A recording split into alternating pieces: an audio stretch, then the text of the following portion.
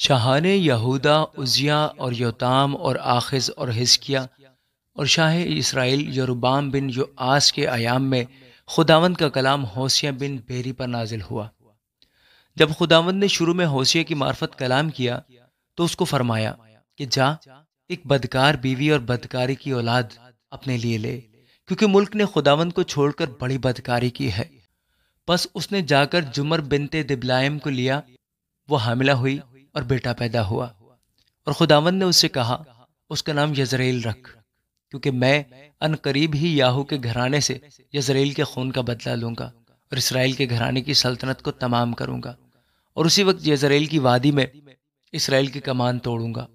اور وہ پھر حاملہ ہوئی اور بیٹی پیدا ہوئی، اور خداوند نے اسے فرمایا کہ اس کا نام لورحامہ رکھ، کیونکہ میں اسرائیل کے گھرانے پر پھر رحم نہ کروں گا کہ ان کو معاف کروں، لیکن یہودا کے گھرانے پر رحم کروں گا،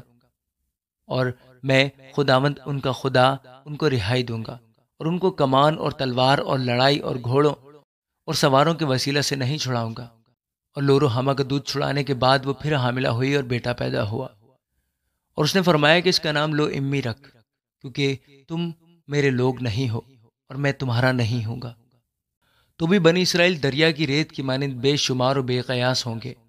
اور جہاں ان سے یہ کہا جاتا تھا کہ تم میرے لوگ نہیں ہو، زندہ خدا کے فرزند کہلائیں گے۔ اور بنی یہودا اور بنی اسرائیل باہم فراہم ہوں گے اور اپنے لیے ایک ہی سردار مقرر کریں گے اور اس ملک سے خروج کریں گے، کیونکہ یزرعیل کا دن عظیم ہوگا۔ آمین۔